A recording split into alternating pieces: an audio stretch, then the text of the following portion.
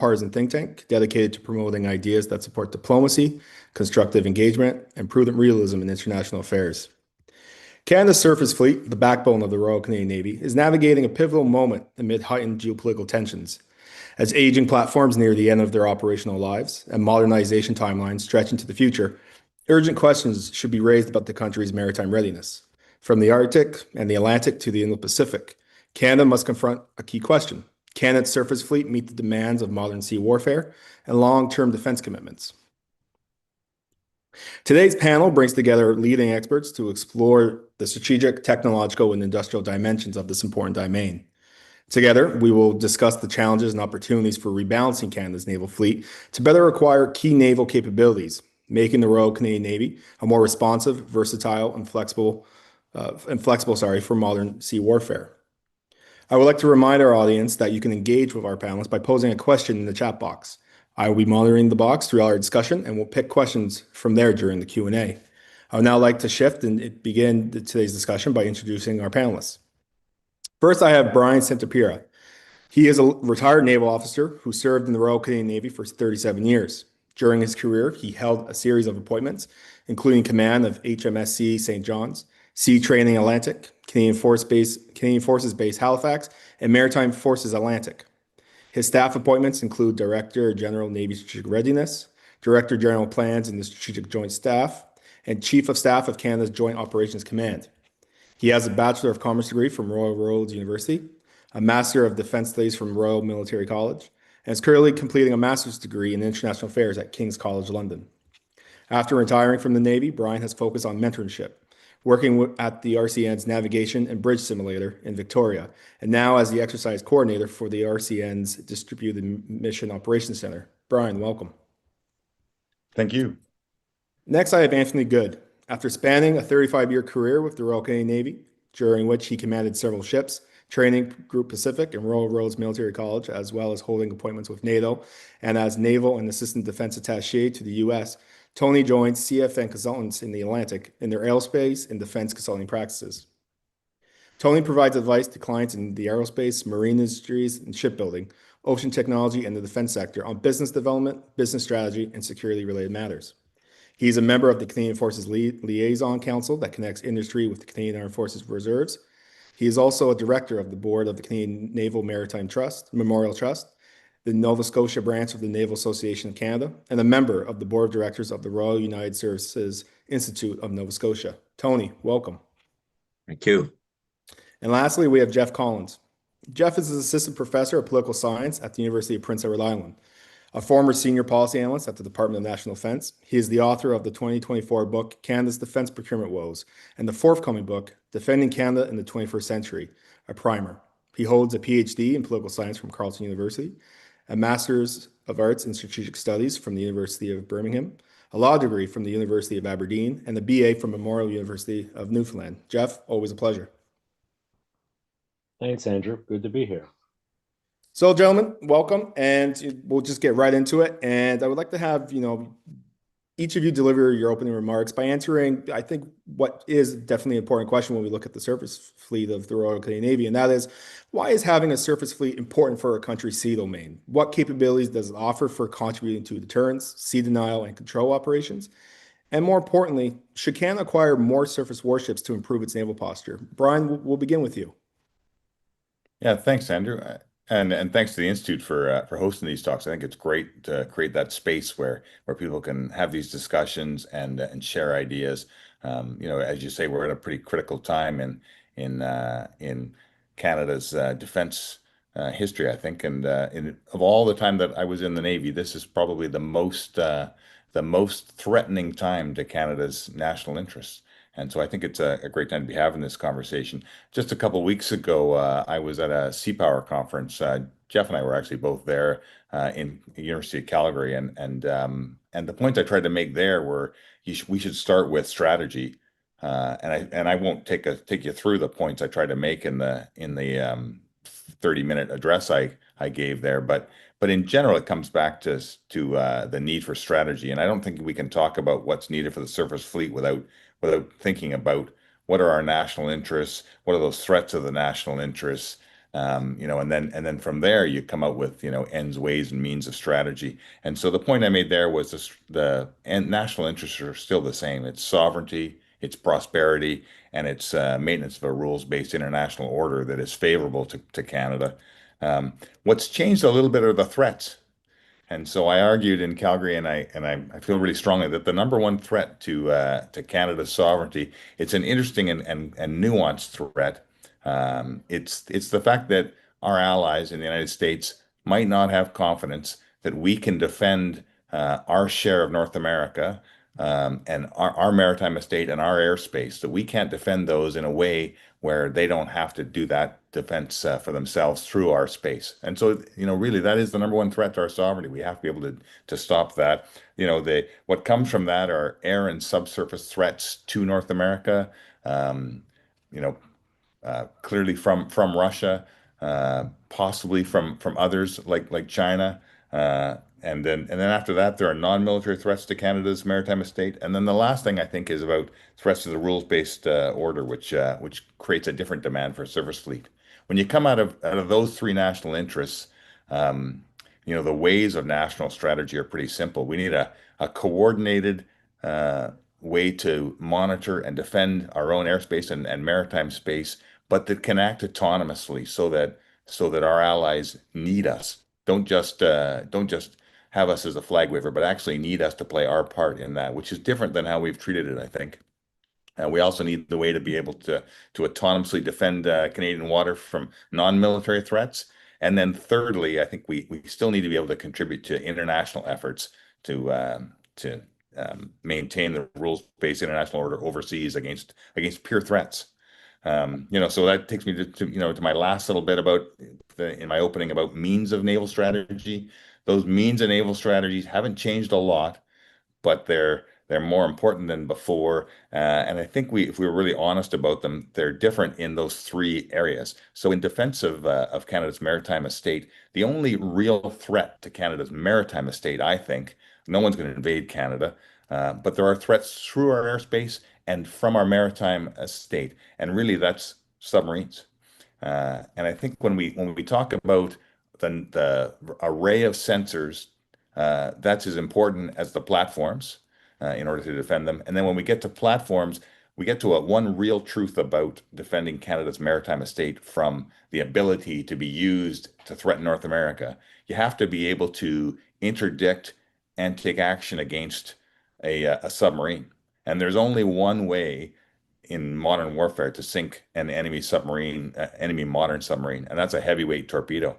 You can't do it any other way, and so therefore the Canadian submarine project is key. If we can't monitor and patrol our own waters with submarines, we won't be able to do it. And the surface threat is actually almost non-existent. I don't think enemy surface ships are coming to Canada's waters. And while I think the airspace is important, I don't think that surface ships are the right answer to shoot down incoming missiles either.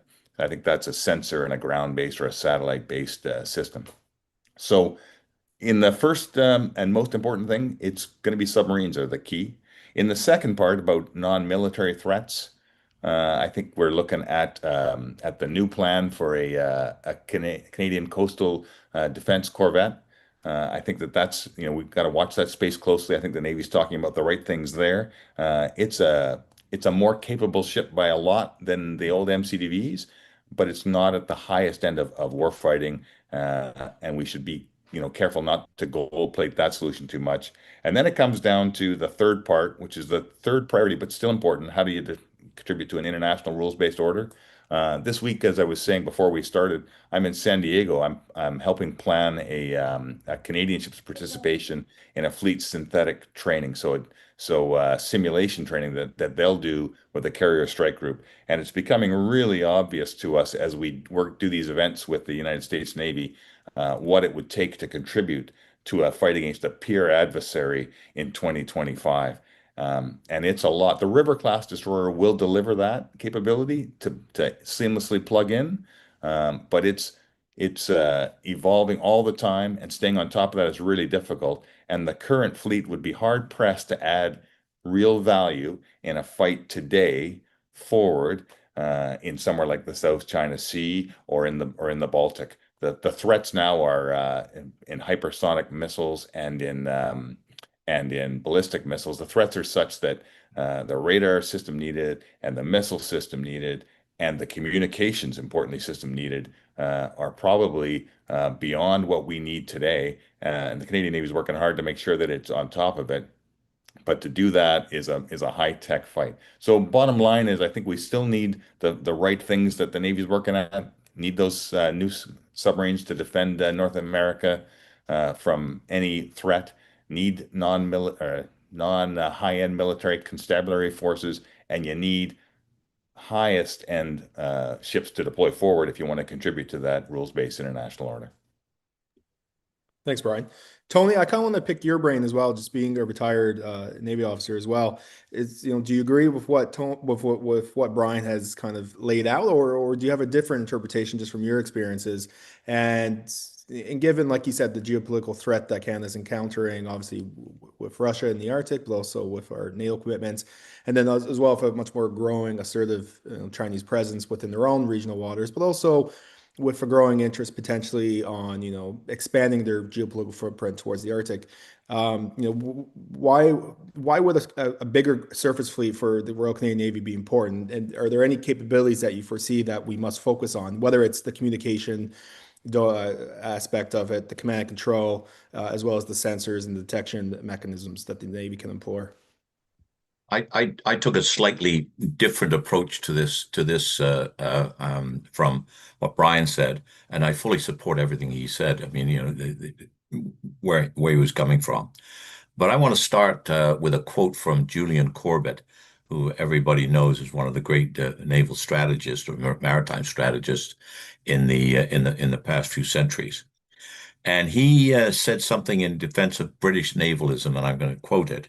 We had the power to close the ships of the oceans. Instead of crossing the seas, we threw them open to the whole world. And not only that, during the long years of our peaceful domination, the British Navy was set to work charting the remote recesses, finding new paths, cleaning them of dangers that beset the honest trade from Algiers to the farthest east.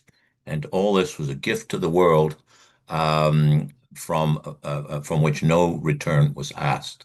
Now, since the end of the Second World War, and certainly since the end of the Cold War, the U.S. Navy has taken on this role of keeping the free sea, the maritime commons free to the use of all people who subscribe to that. And so for Canada, it's a more complicated question. But ultimately, we are not a great power. We have no ambition to become one.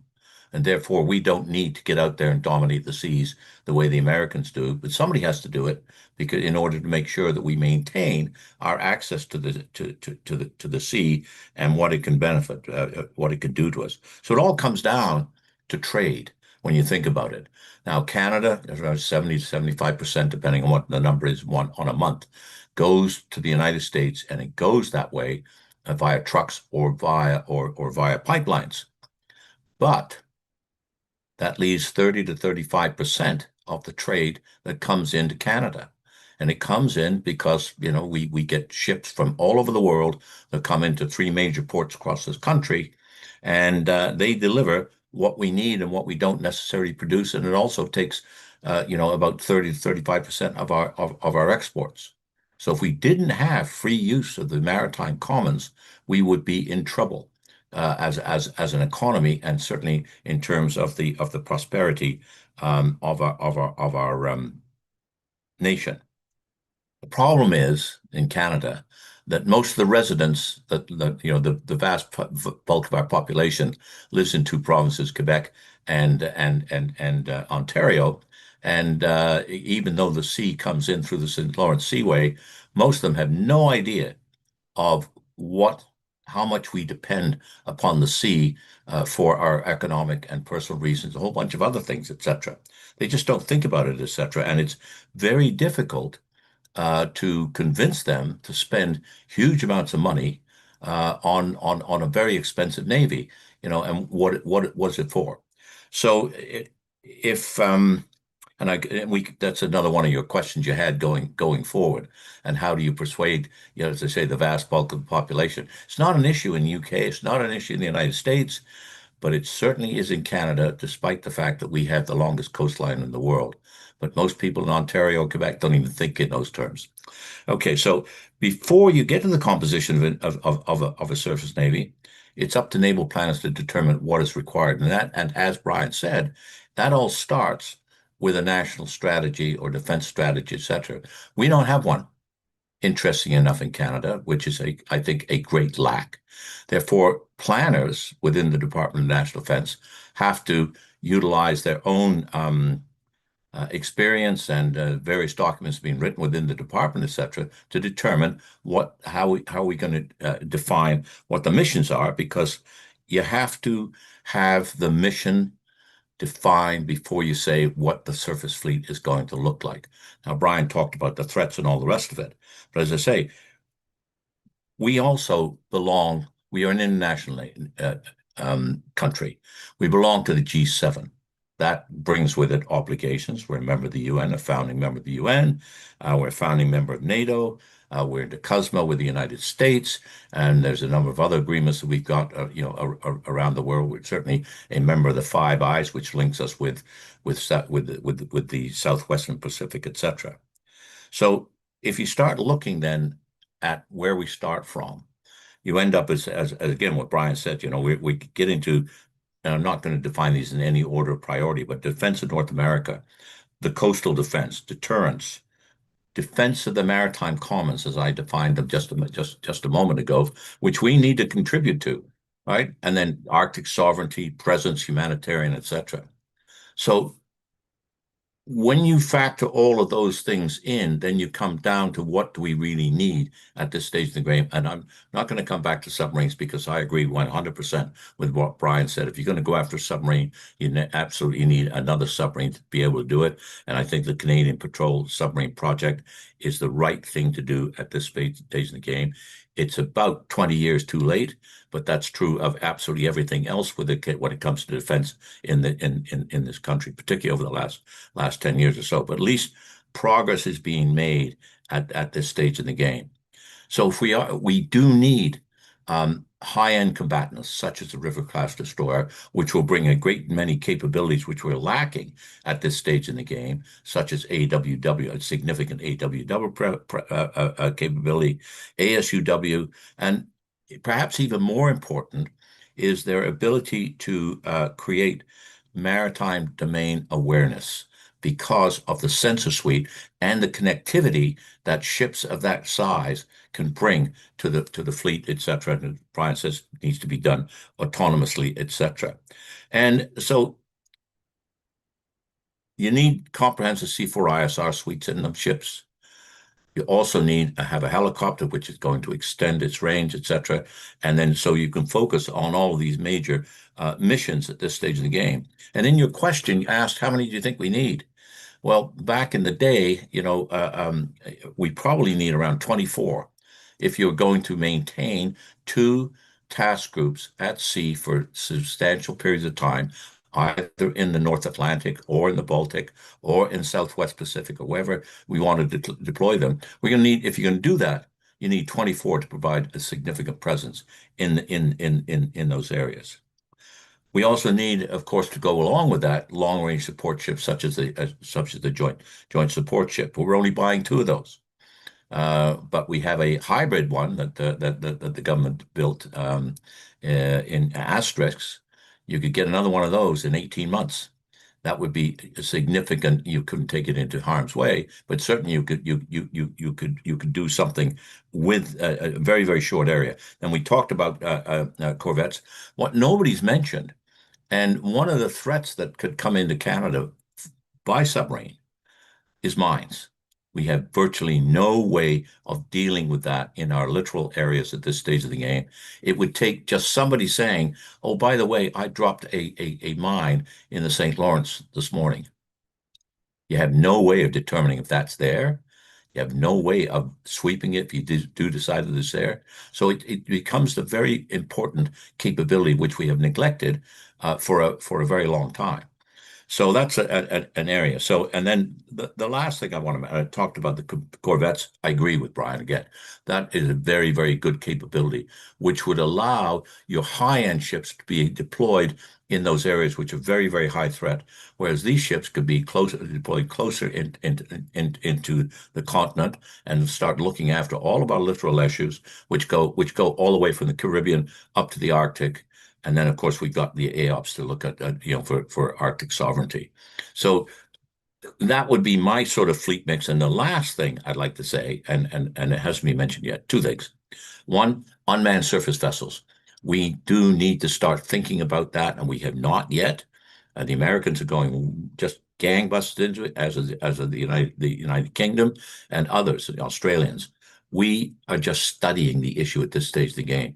And I was involved in writing a paper just recently, last year, on this subject. And we've got capabilities in Canada, but boy, are we behind the eight ball when it comes to actually building that capability and what it can do for the Canadian Navy in a whole host of areas. And that would be, I think, it'd be a grand subject for another seminar, in the future. The last thing I'd like to say is we, at the moment, with the exception of our joint support ships, don't really have an international humanitarian capability.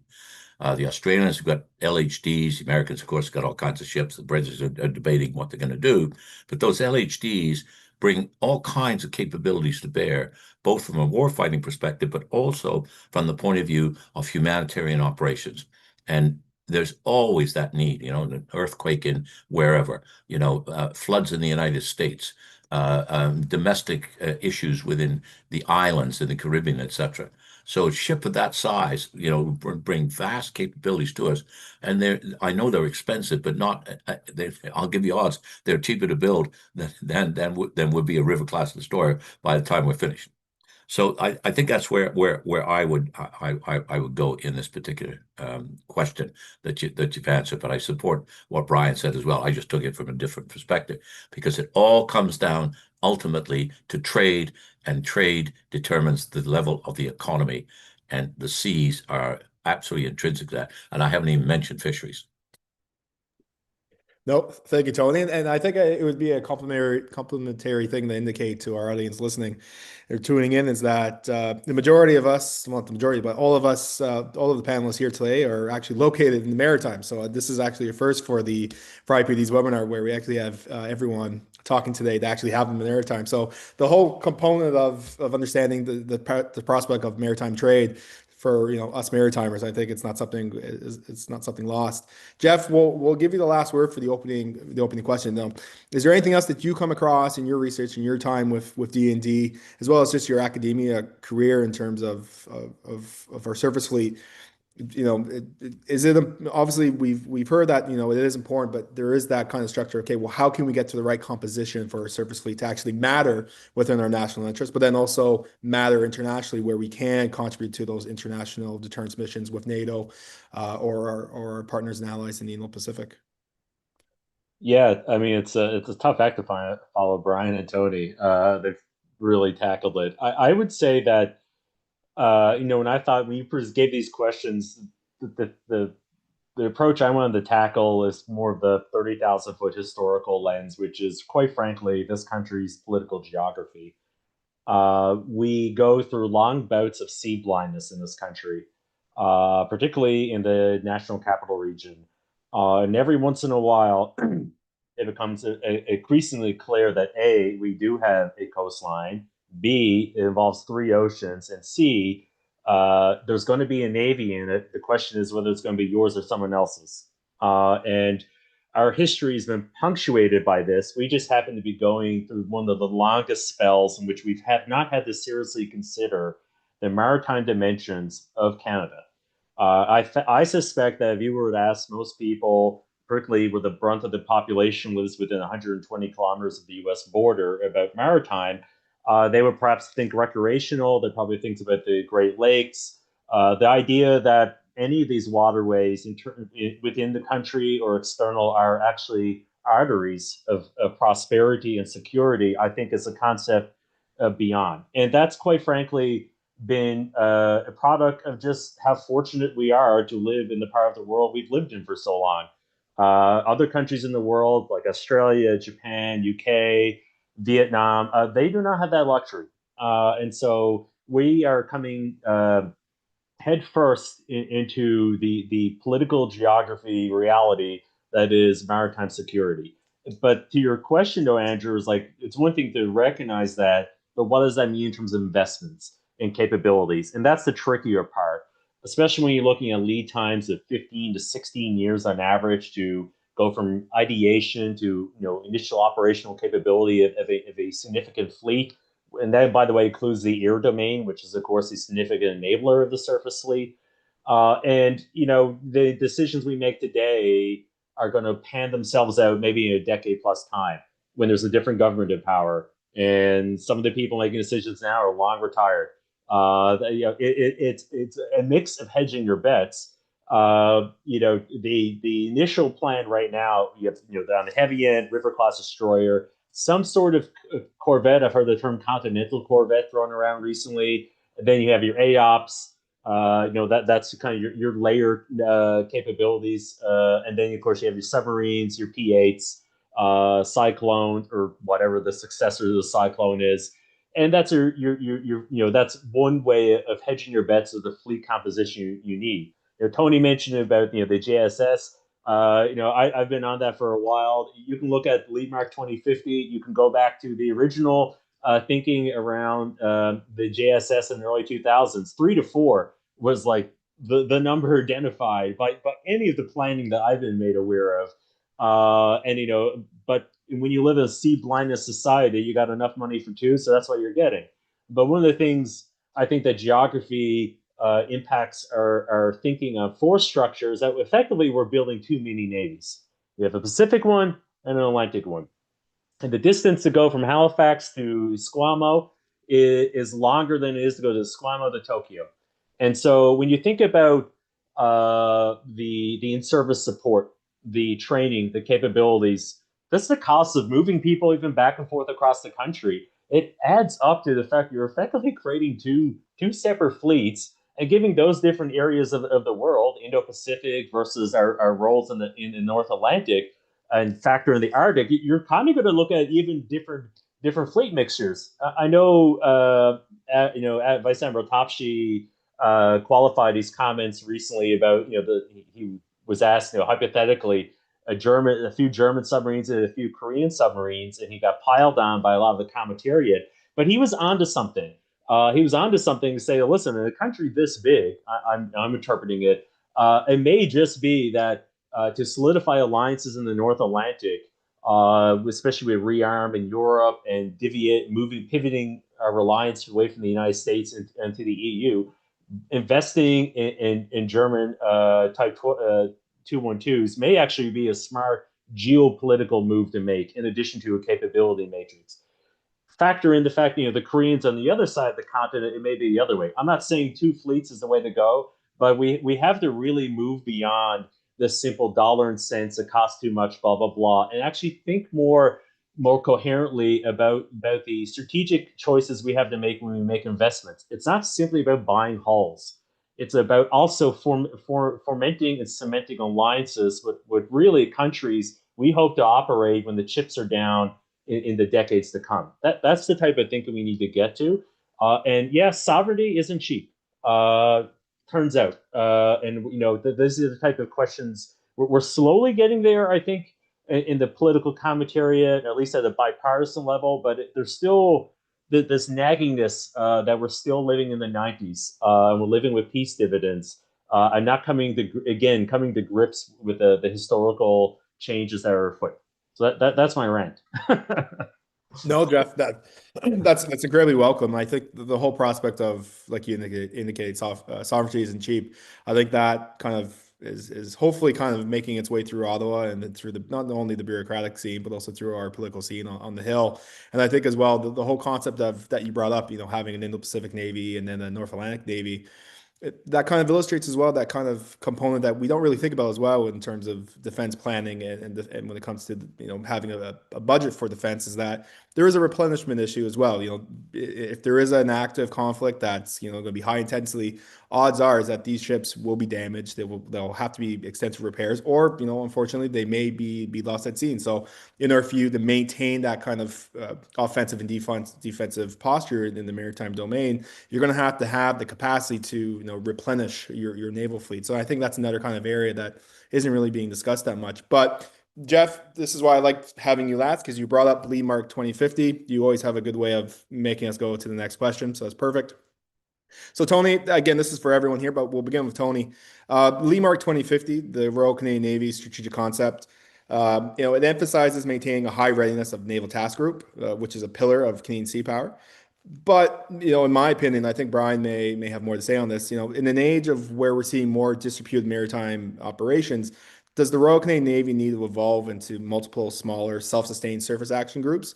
And if so, what implications does this have for, we discussed already, but fleet size, a concept that hasn't been discussed too much given the size of the Canadian Armed Forces, crew levels, and then obviously as well as our command and control infrastructure.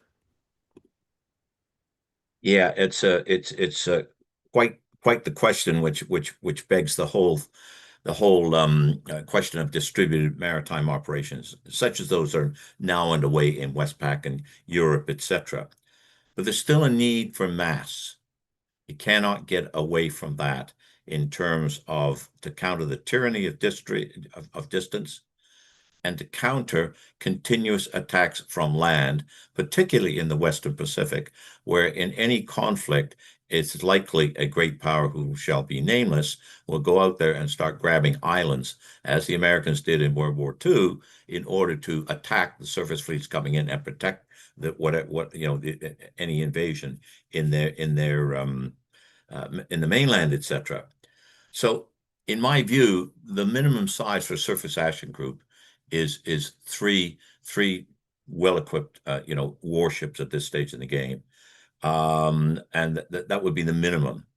But one of the things that could be supported by, in order to minimize the crewing issues, etc., and also to provide a much better resiliency from the point of view of munitions. Because one of the things that is happening now, and I think that you just look at the history of American destroyers working in the Red Sea to counter the Houthis, etc. They are going through their missiles on board at some incredible rate of knots that is not sustainable over the long period. So you need USVs which actually carry weapons and can fire weapons utilizing the data needed to fire control perspective from another surface ship around. But they would be kind of like arsenal ships. They'd be unmanned though, so you don't have that issue of providing more crews at this stage in the game. So, when we look at what we used to do, and I remember when I joined the Navy, okay, it was a heck of a lot larger. And you ask about personnel and things like that. We were able to maintain fleet size for about 24 ships, 24 fighting ships, etc., plus replenishment. And we did that with a Navy of almost 25,000. That would suggest to us that if we're going to do what we've been talking about here, and the numbers of ships are going to need, the Navy is going to have to dramatically expand.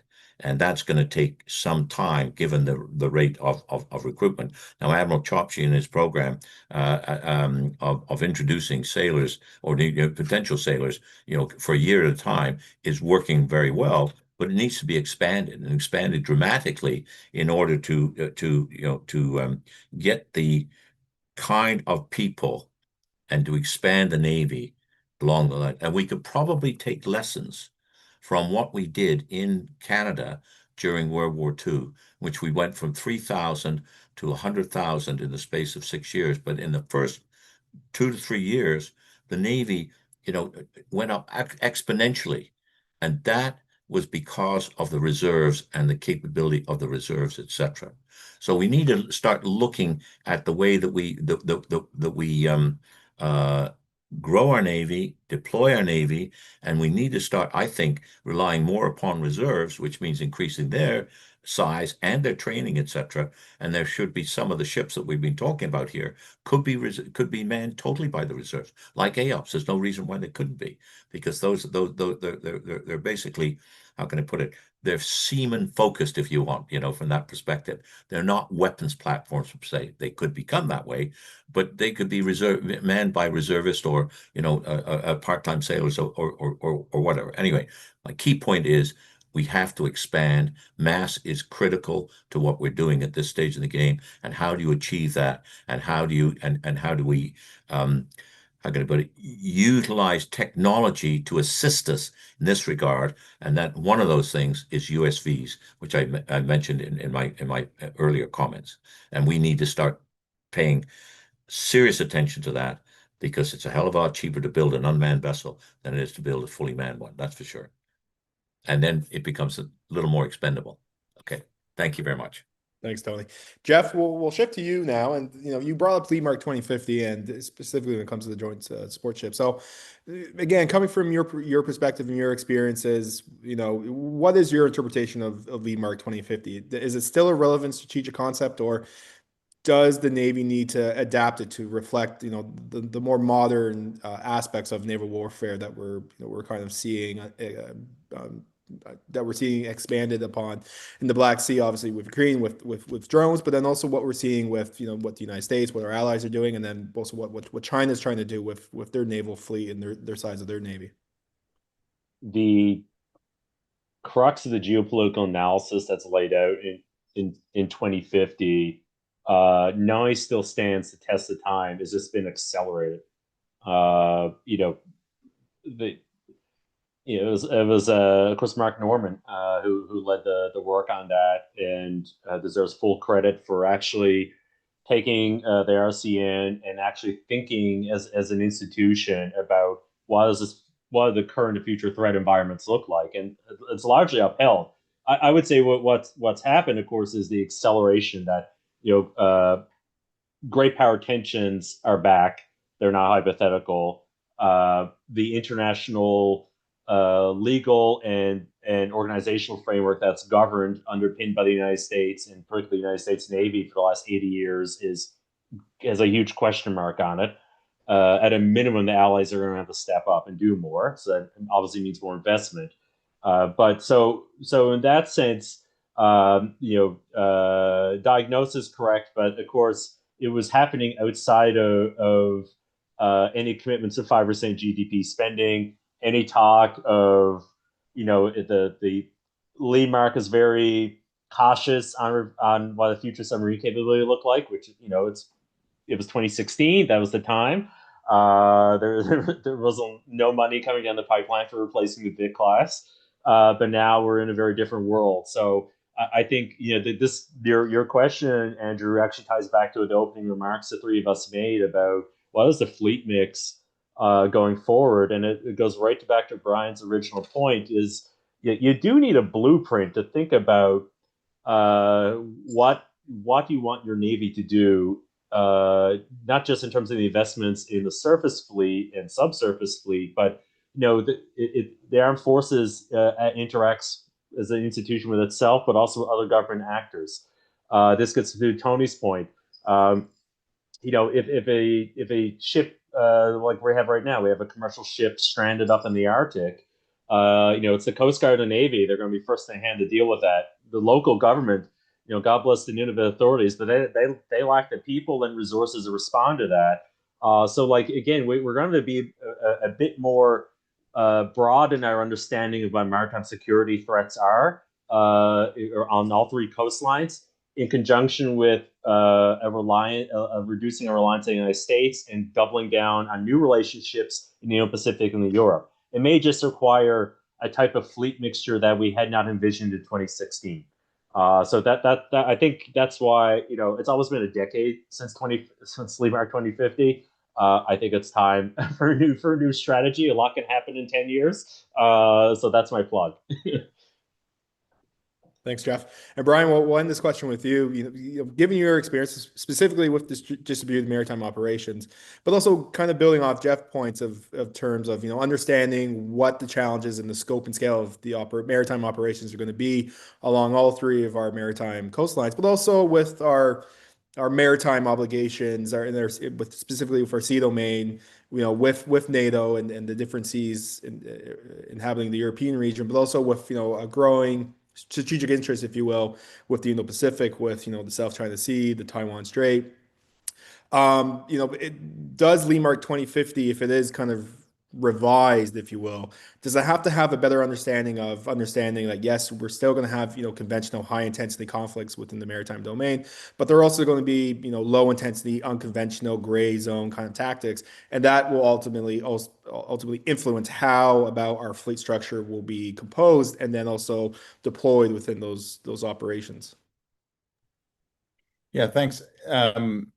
When I was at the Sea Power conference a couple weeks ago, I made the point that Tony made, that we don't have a national strategy and therefore we don't have a naval strategy. And I made the point, much to the chagrin of DNAV Strat, the poor old Captain Watt. I said that Leadmark isn't a strategy. Leadmark's it's a kind of strategy. It's a communication strategy. It describes to Canadians really well why Canada should have a navy. What's the value of a navy to Canada, which is great. But in my simple sailor ends, ways, and means concept of thinking about strategy, it's not strategy. It just isn't. We interestingly, when I pointed that out, the team at DNAV Strat said, "Oh, but we've got Trident, which is our doctrine document," and it's true, and it's described as strategic doctrine, but it's doctrine. It describes how the Navy will get after threats, and so that's a place where that conversation is started about how to handle distributed warfare versus crewed, uncrewed. All of that is kind of contained there. But again, still not a strategy. Still doesn't say, what are we trying to achieve with this Navy? And then how are we going to actually get after it?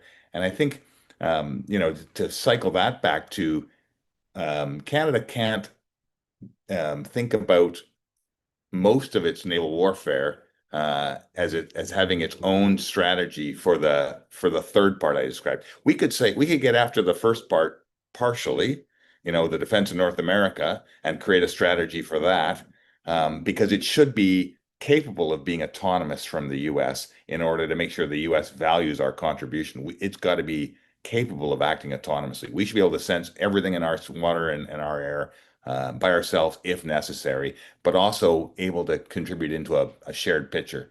And we should be able to take action autonomously. That's where those submarines come into play. So perhaps that's sort of a Canada-only strategy that's connected to a continental strategy. But I would submit that how we would fight a war against a peer competitor, either in the South China Sea or in the North Atlantic, is dependent completely upon a broader strategy that's led by allies and led by the leader of those allies. And we need to be able to understand how that works. So when I look at, for instance, that South China Sea potential fight against China, there's a lot to talk about distributed warfare, but there's also a lot of talk, to Tony's point, about mass. You have to, the idea that carrier strike groups have no value because in the time of drones is just not true. Those carrier strike groups are absolutely vital, but the fact that drones exist, the fact that hypersonic missiles exist, the fact that ballistic missiles exist, the fact that they have ranges of 500 nautical miles has totally changed the way that carrier strike group has to operate. And it's still a strike group. It might be spread out a little wider, and so we could describe that as disaggregated or as distributed. But I think that's not the real argument. The real argument is it's still the strike group capability that still has to have crewed platforms in the mix, but now includes uncrewed platforms to extend the sensor and weapon delivery. But it's still crewed platforms that are the center of it. It'd be a long time, I think, before we're happy to start World War III as a group of Western countries with a completely uncrewed autonomous system. And so I think in general, it's still going to be crewed, smaller numbers of people in crews, perhaps the ability to spread them wider. But because the comms will always be difficult, there's going to have to be a person in that loop, and that person will have to be forward so that jamming doesn't stop it from being in communication. There's no point in putting some, gold-plated system that is autonomously operated forward if you can't trust it to make the decision about whether to engage, and you can't communicate it with it from the rear echelon in time of real challenge.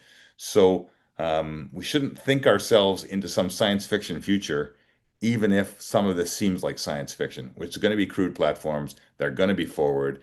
They're going to be working in combination and will extend their sensors with uncrewed platforms.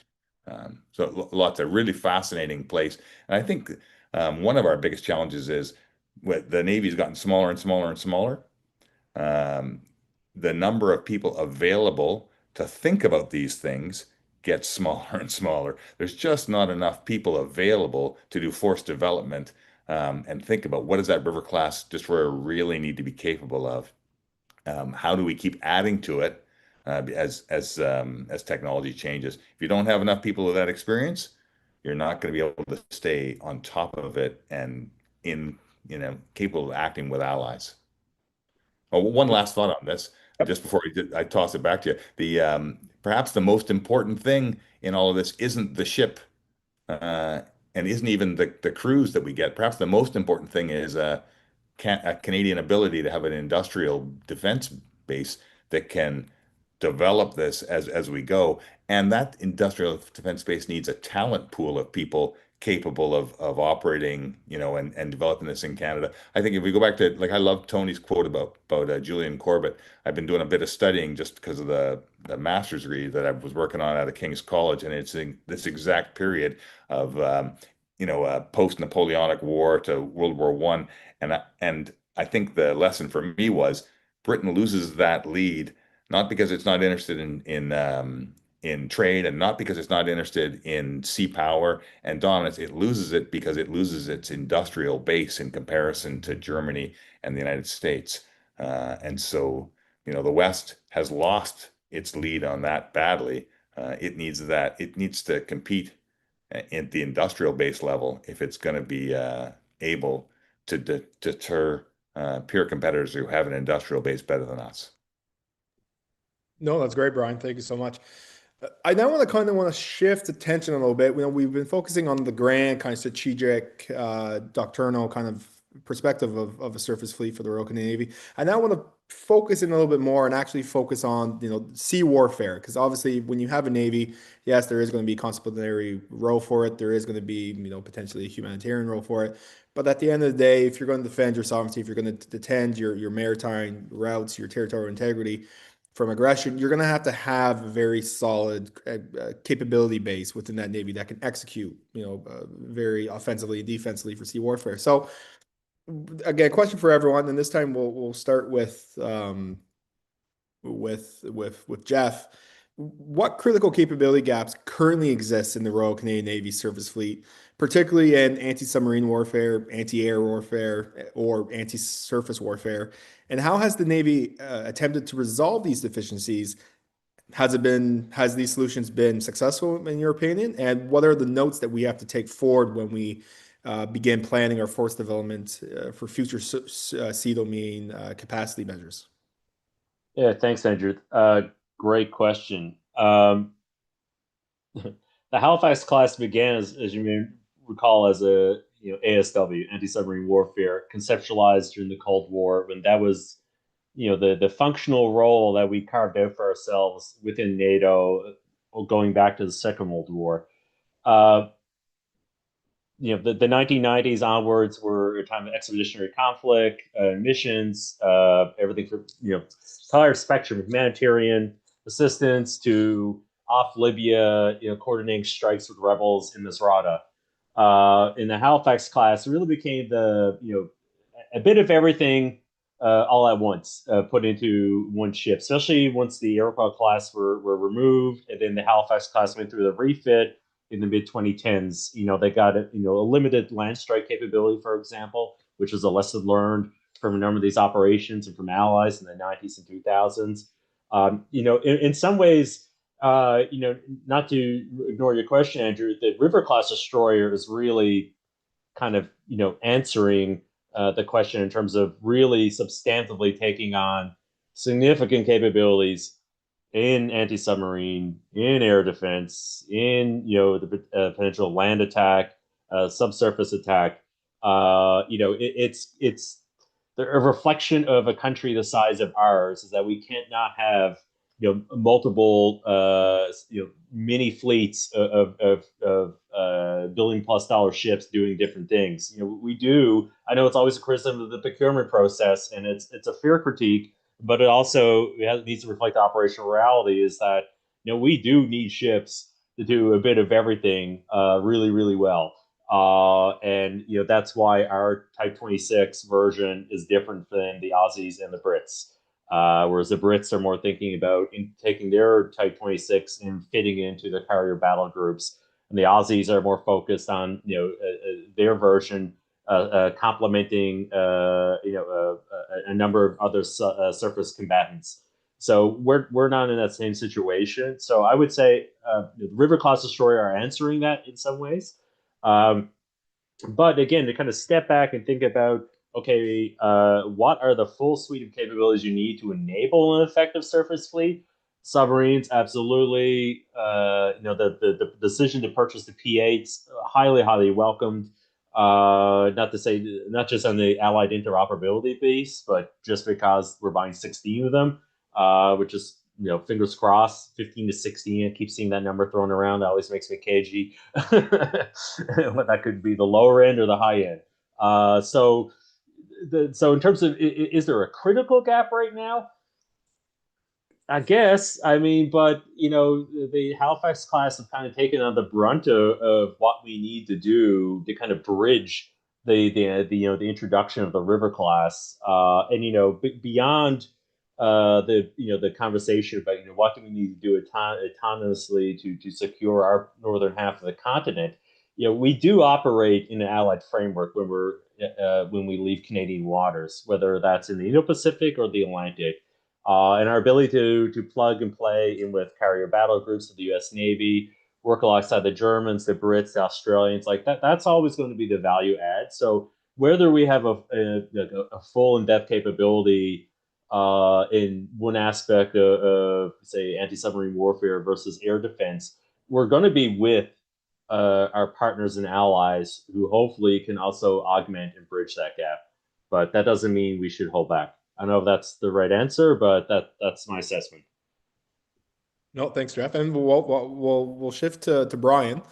It is what Jeff laid out the right answer, or is there a critical gap in one particular area, or as Jeff kind of indicated, we're seeing, not just in Canada but within the Western Alliance, the concept of a multi-role ship, having multi-roles, whether it's a modular capability for weapon payloads, for sensors, whatever it may be. You're seeing ships no longer being a niche for one specific area of sea warfare. We're seeing a much more multi-capability platform that can respond and conduct a whole swath of different capabilities to ensure that a domain part of a larger multi-capacity military can perform its duties. Yeah, I think we're one of the reasons you're seeing ships having to do more than one role is the level of threat is higher. And so where once you might have thought that a simple ASW frigate, some of our allies are still there. They look for a simple ASW frigate with limited air defense capabilities, point defense capabilities, which is what the Halifax class frigate is, right? It's an ASW ship that has a small number of surface to surface missiles, 8 Harpoon, and it has the ability to defend itself against air threats that are cruise missiles or anti-ship launched missiles. But the threats changed, and we could see it coming, and the River class will answer that. But as of today, yeah, there absolutely is some critical shortfalls in the Halifax class ship. In order for a Halifax class ship to be forward in a fight against a near-peer threat that is armed with hypersonic and ballistic missiles, it has to be in company with ships that have radars and missiles that can defeat those. And Halifax class just doesn't. The HCM did a good job of updating it, but there's just no way to update a Halifax class ship with a radar that's capable of detecting a ballistic missile. So if that's fired at a Halifax-class ship and we're not with an ally that has a radar and a missile to defeat it, then that ship is going to die. And so is there a critical gap? Absolutely. There's the ability to defend the ship against hypersonic and ballistic missiles. Can't be done today from the Halifax class ship. Has to be done from a consort. That's a critical gap, obviously. The other thing that's really important is with the longer and longer ranges of those enemy threat missiles, um, we've gone back as a Western force to fighting in what they call MCON, emission control. So we when I first joined, we spent a lot of time sailing around in the dark, so the enemy didn't know where we were. We won the Cold War, and so we could operate in sea control missions against lesser threats and just churn and burn all the time. And we lost the habit of running around silent. Now, if we want to survive against those threats, need to be able to run silently. And so our allies are communicating with a communication system which is not as easily detectable, and we don't have that. And so I would say that's another, not having all of the suite of sensors that are really not sensors but remote receivers of other sensors. Not having that full suite, that's a second critical gap. So I would say that for the surface fleet today to operate against a pure threat with allies in the fight we all worry is coming. Those are the two critical gaps: the ability to defend ourselves against those air threats, and the ability to communicate in an MCON situation. Still a pretty good ASW suite. The USU that's coming in is still pretty good.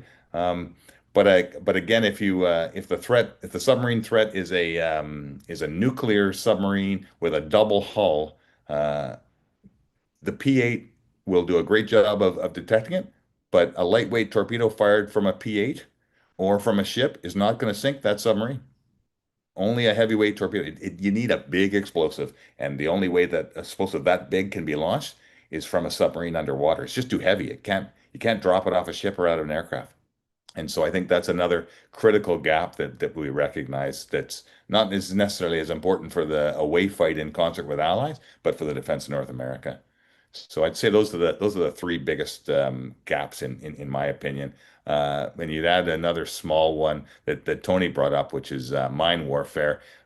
We still have a small mine warfare ability that we can because mine warfare has gone away from mine sweepers to remote vehicles, and the two fleet diving units have it. Canada's a bit of a leader. Kraken Robotics makes some great autonomous systems that can be operated from ships that are outside of a minefield and do that search. So Canada has some capability, but certainly not in sufficient numbers to defend our maritime estate. So that obviously needs to be added to the list too, probably at number 4 and down below the first 3. Thank you, Brian. Tony, we'll finish off with you. Is there Thanks, Andrew. I would gaps? reinforce exactly what has just been said with regard to the River class, because it does bring back a serious capability in terms of AAW with an SM2-like system on board. And one hopes that we will install the SM6s, which have an anti-ballistic missile capability, as long as we've got the right radar, and it sounds like we are going to be equipping the ships with that, because exactly these ballistic missiles and hypersonic missiles are incredibly difficult to deal with, but they are the threat at this stage of the game. And it's interesting, to go back when the original tribals were considered back in the 1960s, they talked about a general purpose ship at that stage of the game with a good heavyweight gun on board and with with serious missile systems that were able to cover a large task group, etc. But for cost reasons, that was rejected, and it wasn't until the tribal class ships were updated in the 1980s and 1990s that the original capability for those ships was put into them, and we're really sadly lacking that capability at this stage of the game. So enough said on that, and Brian mentioned again MCM, but another one that was mentioned just briefly, and that is the fact that our surface warfare capability of remotely going after surface ships, etc., is limited by our harpoons at this stage of the game. Not very many of them in the ships. They're getting old at this stage in the game. Their range is limited, and we should really think about what are we going to replace them with? Something like the naval surface missile. Should we start to consider tomahawks on board those ships, etc., which would be launched from the vertical launch system, particularly if we put the full extended version of the Mark 41 launch system into play at this stage of the game. So if we are going to deploy our ships into these threat areas, and particularly when you get into the Southwest Pacific, or again into the Baltic, the threats are going to be enormous, and we need the capability if we're going to deploy those ships safely. Don't want to denigrate or detract from what we've done with the Halifax class at this stage of the game. But when we had to retire the tribal classes, we lost a huge capability, and there's no signs of that coming back until the first River class gets into service in the early 1930s. So I hope that we don't have to go to war in the meantime. So enough said. I think I think we're all agreed about what the lacks are at this stage in the game, and I really don't have anything more to add than what has already been said. Thank you. No, thank you, Tony. Brian, do you have something to add further? Yeah, one other thing I just remembered that I wanted to raise was the number of missiles in the River class. So we've made some choices. There are hard choices about multi-mission bays versus missiles. I think we're gonna, and luckily I think we're at the point where we understand that the design 98, 99%. Including the number of missiles that go in it. But we've only made a plan for, as I understand it, we're looking to contract out the first three of the ships, and then we'll look at them others. And so there might be an opportunity to change that. But I think we'll come to the conclusion that we want most of those ships to have more missiles than the original design, and we'll have to consider what the trade-off of that is. I think when you and it's classified, so I wouldn't. If I could remember the exact number, I wouldn't. But look at the number of SM-6 missiles it will take to defeat a Tier 1 cruiser of a potential enemy. It's significant. It takes a significant number of missiles to defeat all of their anti-air warfare systems. And so if that's the fight you're in, you're going to want more missiles, I think, than we're planning in the first three. And so there'll be some decisions to make about future builds. Yep, Tony, we'll give you the final word, and then we'll move on. Yeah, I think if you take a look at countries like Japan and Korea particularly, and also in Europe at this stage in the game, when they go back and do the next version of their various frigates, destroyers, etc., they are all adding additional missile systems into them, which sometimes it enlarges the ship or they take out another capability in the ship. But all of them are going from 32 to 64 missile launchers on board the ship, at least at the minimum. And then I come back to what I was saying before about unmanned surface vessels. You can get with an arsenal ship additional tubes. The Japanese are going down that route, and so are the Americans, to provide you that capability in depth to fight counter some of these huge threats that are out there at this stage in the game. So there are two ways of doing it, So enough said. Thank you. No, thanks. Thanks, Tony. Brian, I just want to ask you this question specifically. When you see the projected fleet size and composition of it, we're going to have 15 new River class destroyers. The sixth and final Harry the Wolf class Arctic and offshore patrol vessel was just delivered. Obviously, the program development for the 12 new maritime coastal defense vessels, the corvettes, as well as 2 new protector class joint support ships, as well as potential drones. And then obviously, if you add in there the potential aspect of 12 submarines, is that fleet composition adequate enough given Canada's geosecurity ambitions, not just within continental North America, but then also there would be an argument maybe as well as enhancing our naval posture in the Caribbean, and then obviously we have the North Atlantic, NATO, and then the North Pacific, and then the Indo-Pacific.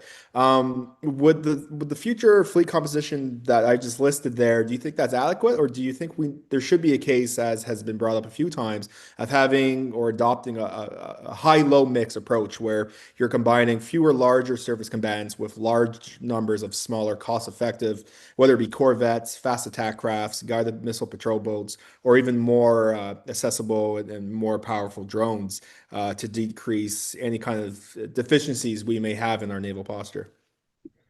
Yeah, I mean, it's a great discussion. It's the old how long is a string? I mean, I guess it depends what you want to do with the string. And so, I think there is an interesting conversation about fewer, smaller, less crewed vessels. Um, you know, we don't live in the fireproof house. If we ever did, I don't think we ever really did, but we certainly don't now. But those threats that we're considering working with allies to deter are going to be at a good distance from us. And so and as I say, you're not going to be able to operate close to shore in these things until you've eliminated the threat, which means submarines going in first, which means strike missions against targets along the shore, which means surging the big strike capability of a carrier in for a strike and then back out to try to get it out of harm's way. All of that demands larger ships, not smaller ships. And so, as enticing as it sounds to have this group of small ships that can do stuff, and there are interesting people doing things I this in this fight. I can see the SEALs are talking about the U.S. Navy SEALs are how can they contribute with a really tiny boat, and the Marine Corps is how can they contribute with missile batteries hidden in the jungle, and the U.S. Army wants to be the U.S. Marine Corps because they know that that's the fight that will ensure that they're relevant in this if necessary. And so there are all sorts of people looking for different ways to contribute, but I think in general, if Canada wants to contribute to that fight, it should look at a maritime strategy ahead of anything else. We should be Britain in 1850 and not have a giant standing army. We should contribute through a maritime space. But those units, because of the distance involved and because of the type of warfare we're talking about, I think in general those are larger platforms with uncrewed platforms that extend the sensor and weapon network, but are centered around larger platforms. Perfect. Thanks, Brian. Jeff, I want to go to you, and again, just laying out what the future projected fleet size and the component that how many different variations of vessels are going to be. Does the plan fleet provide enough redundancy and surge capacity to absorb unexpected attrition, or be effective to respond to concurrent crisis, whether it's again within the homeland setting or with our obligations internationally? Or is the current kind of fleet design built too close to just address minimal operational thresholds? Yeah, boy. I mean, it's almost if you have to wait for the event to happen to kind of determine your attrition rate to some degree. Think of the Falklands. The Argentines had a bunch of dumb bombs and exocets, and that came pretty close to crippling the strike force around those aircraft carriers. Very closer than I think what people may think. So in some ways you don't know until the event happens, but in other ways, when I think of redundancy, I go beyond simply the hull and I look at this is the industrial policy. What is the ability for our yards to repair damaged ships? What is the ability to train up and have crew ready to replace lost members?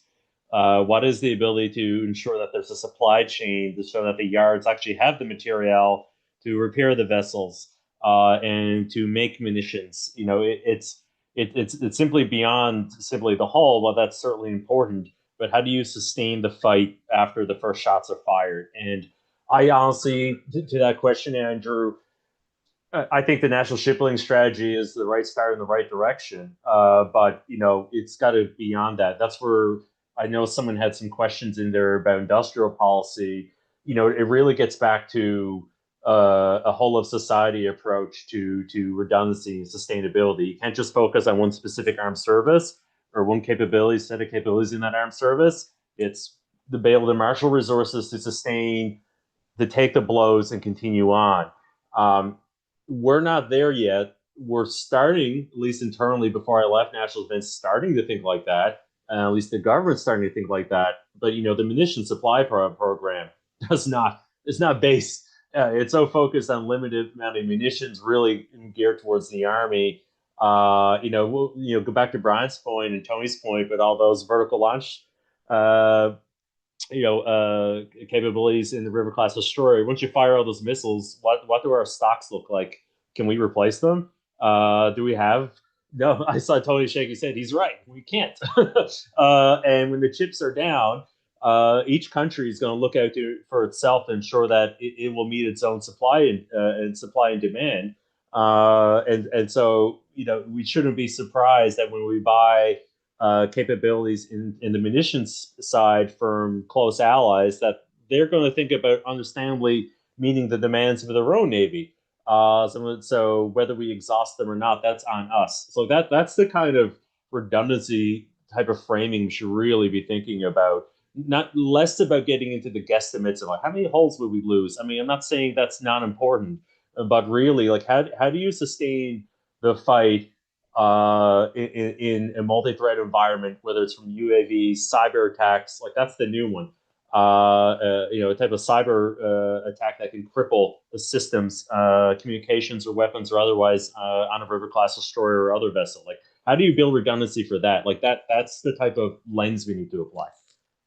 So I just gave you more questions to your question. Oh, that's great. No, that's perfect. I expect nothing less. Tony, I want to move to you now. And again, looking at the current mix of our fleet, in your opinion, with relatively few high-end destroyers and, potentially limited mid-tier platforms, if we can call, the future Corvette program, as well as, possible drones, would that kind of mix lead to poor strategic choices for deterrence and response at sea?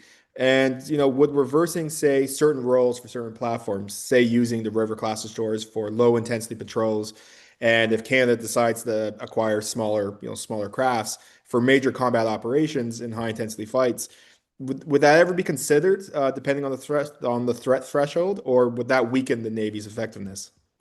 I theoretically, and it doesn't make a whole pile of sense, as Brian's already said, to send a lesser armed or lesser capable Corvette, when I know that we're considering Corvettes that are going to be quite capable and have missile launches on them, they have ASW capability and surface capability, etc. But it's not going to be a high end. It's going to be a mid size. It's a kind of thing that could go into a non-shooting war, provide presence, etc. And then have the ability to defend itself if it starts to become a shooting war in relatively short order. And we've done that. We've been able to do that with our CPFs up until now. We've sent them into harm's way, and they've survived, and all the rest of it. And they've gone into very difficult situations. You think about Libya, and then what we're doing right now with sending our ships through the South China Sea, particularly through the Taiwan Straits, etc. I'm sure if I was a commanding officer of one of those ships, I would not go to bed 1 minute during our time of a transit in that kind, just in case, because you don't know what they're going to be doing at this stage of the game. So it doesn't make any sense from my perspective. I think that Brian said it right. If you're going to go with the best of what you've got at this stage of the game. Then it also comes back and begs the question: is could we do anything now? Because you literally have to fight with what you've got at this stage of the game, because the lead time for ships, I mean, it's been, the river class destroyers have been in gestation for close to 10 years now at this stage of the game. We should have started replacing them back in the tribal class back in the 2005, 2000 whatever that era was. But the budget wasn't there, and nobody was willing to support it. Nobody wanted to go. The peace dividend was out there. So we really have to go with what we've got at this stage in the game, and then pray to God that nothing serious happens in the meantime. Let's hope that by 2032, 2034, something like that, by which time we should have some decent submarines and first river class coming on, at least we'd be able to make a contribution to some of these forward operations, which are going to be in serious potential conflict areas, such as Southwest China Sea, that kind of thing. And I go back again to World War I, World War II. We started the war with 6 destroyers, relatively modern destroyers, and 5 minesweepers. And that's all we had to contribute to a war that started immediately. The battle started immediately, war was declared. And that was the Battle of the Atlantic, which went on until, as we all know, until 1945, and never stopped. We really couldn't make a significant contribution to start off with that, but we were into a shooting war immediately, so you went with what you had. And as I say, I pray to God that we don't have to get back into that situation. But if you take a look at the geopolitical situation right now, it is comparable to the 1930s. We're getting back into great power, as Brian said, great power competition again. And that brings a huge amount of uncertainty. So we should be building these ships as fast as we can. And then, thinking about how are we going to build, more capable ships locally, such as, corvettes and those kinds of ships, and rapidly, as we did in World War II. And what did we do? We put them into small shipyards, et cetera, across the country and built corvettes. They were not particularly ideal or highly suited or anything else like that. But the fact is we were able to do that. We could, if we had a industrial strategy that supports that and then says, okay, this is really good for the economy. If you think about it, because they're high-tech jobs, they are in areas that may not have that kind of thing at this stage in the game, and start to distribute that the shipbuilding possibility across the country. Now, it takes a huge investment in people, in resources, money, and then you came back. I think it was Jeff talking about the whole issue of resupply, which then comes into military logistics. And why I don't think we've really paid much attention to that at this stage in the game. We really haven't. It's another massive area. And I think you go back to Napoleon, about logistics, etc.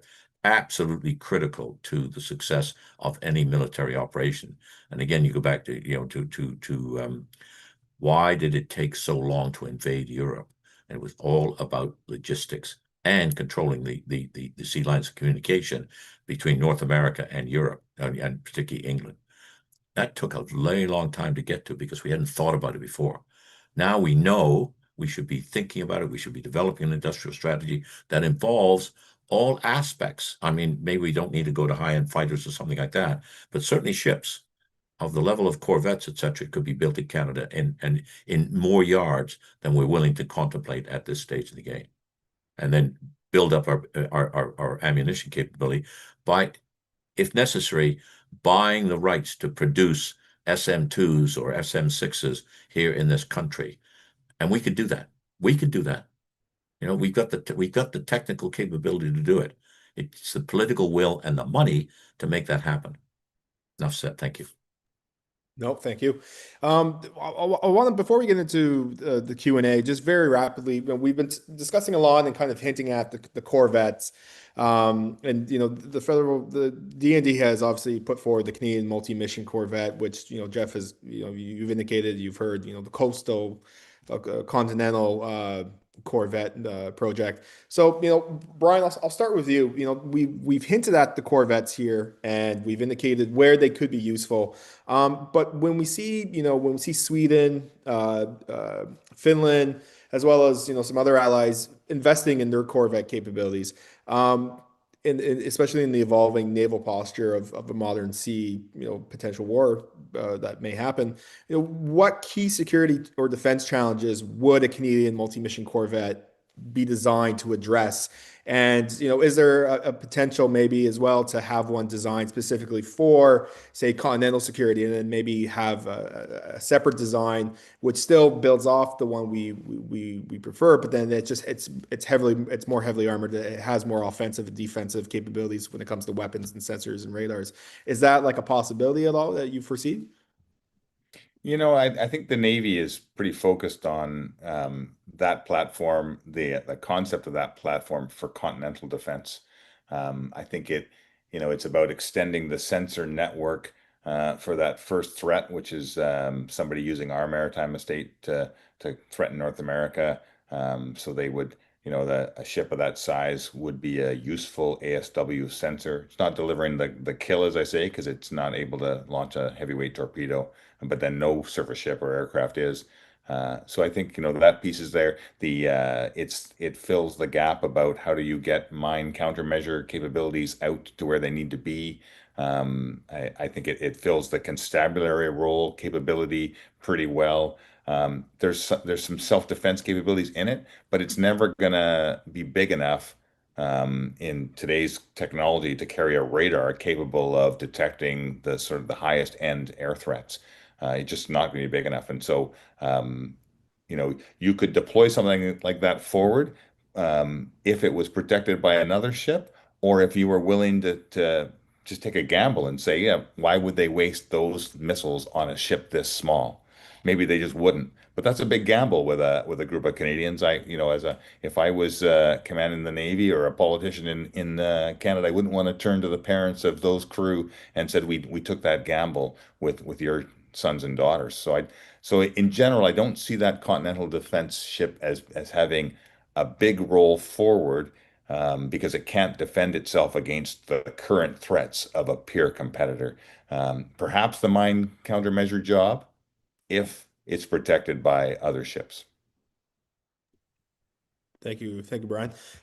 Tony, I'll direct one question we had for the audience, and that is, how can the Canadian Coast Guard's fleet be integrated into the Royal Canadian Navy surface fleet? There is kind of obviously legislation that has to be put forward in order to maybe have the Canadian Coast Guard in that kind of warfare kind of setting. But does the icebreaking capabilities of the Canadian Coast Guard have any applicability to project, not only our military posture and say potential humanitarian activities, but also just in terms of our surface fleet? What role can that element of a newly integrated capacity of the Coast Guard play in that perspective?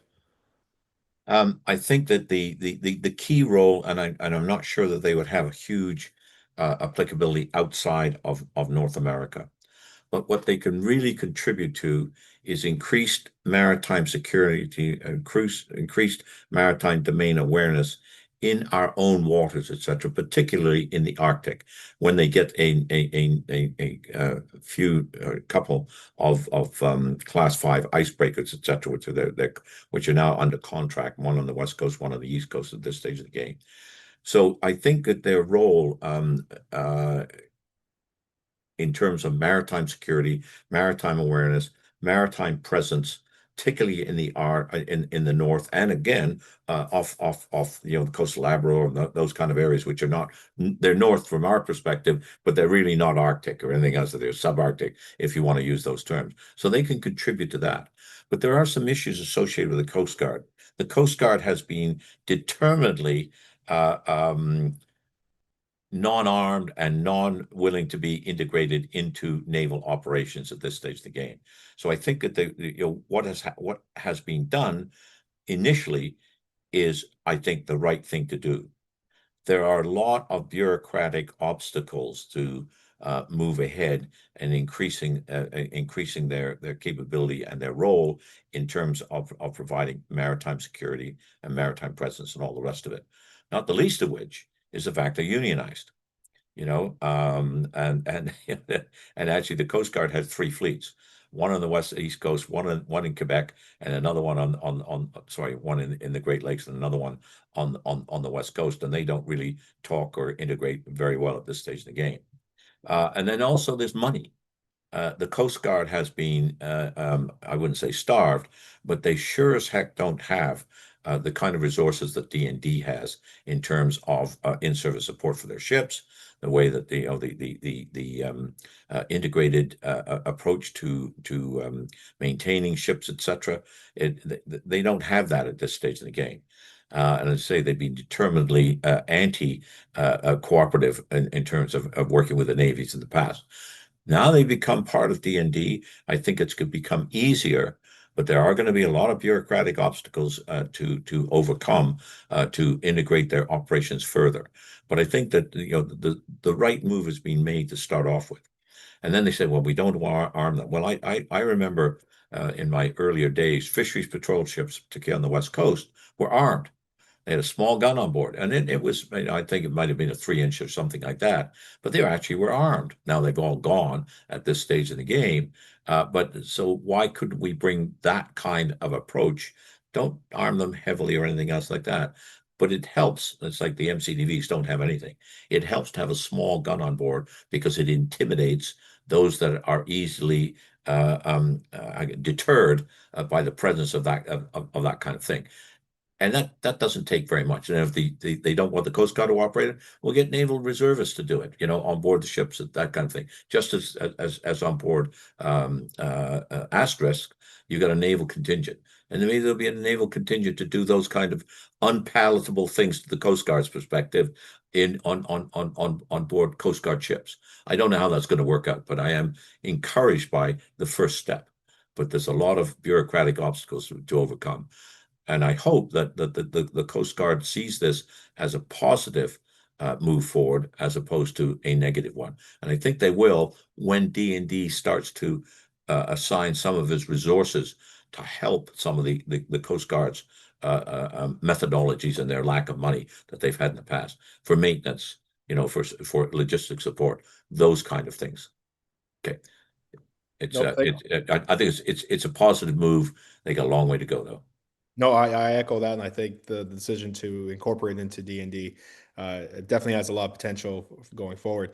Jeff, we'll give the final question to you, and I apologize for time. If you could wrap it up in 3 minutes, I know that's not a lot, but we'll try your best. I'm sure you're capable. And the question I'm going to lay out is one that throughout the Q&A I've seen a lot of, and it has to do a lot of industry, obviously. And you brought it up. Oh, yeah.